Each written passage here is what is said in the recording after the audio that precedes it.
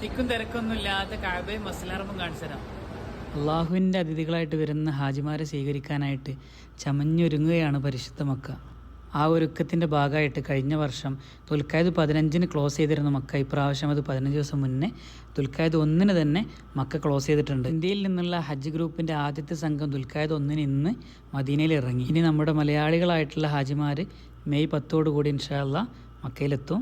ഈ ഒരു സമയം മക്കക്കാരായിട്ടുള്ള ഞങ്ങൾക്ക് കിട്ടുന്നൊരു ഭാഗ്യമാണ്. ഷവ്വാൽ 20-ന് ശേഷം ദുൽഖഅദ് 1-ന് ഹാജിമാർ എത്തുന്നതിൻ്റെ തൊട്ട് മുന്നായിട്ടുള്ള ഈ ഒരു സമയം ഒരു 4-5 ദിവസം മക്കയിലധികം ഉംറക്കാരും വിസിറ്റുകാരൊക്കെ കുറവായിരിക്കും. അതുകൊണ്ട് തന്നെ മക്കയിലെ ഞങ്ങൾക്ക് ഹറമും അതിൻ്റെ പരിസരങ്ങളും കഅബയും എല്ലാം മനസ്സറിഞ്ഞ് തിക്കും തിരക്കൊന്നുമില്ലാതെ വളരെ മനോഹരമായിട്ട് എല്ലാം ഓരോന്നും നല്ല ആസ്വദിച്ച് കാണാനും അനുഭവിച്ചറിയാനും കഴിയുന്നൊരു നേരമാണിത്. ഭയങ്കര രസമാണ്. ആരും തിരക്കൊന്നുമില്ലാതെ റാഹത്തായിട്ട് വന്നിരിക്കാൻ പറ്റുന്ന നേരം. ഈ കൊല്ലം ഹജ്ജ് ചെയ്യാനായിട്ട് വരുന്ന ഹാജിമാർക്ക് വേണ്ടിയിട്ട് എല്ലാ സൗകര്യങ്ങളും റെഡിയാക്കി നിർത്തിയത് 2 കൈയും നീട്ടി സ്വീകരിക്കാനായിട്ട് കാത്തിരിക്കുകയാണ് ഞങ്ങൾ ഇൻഷാ അല്ലാഹ്.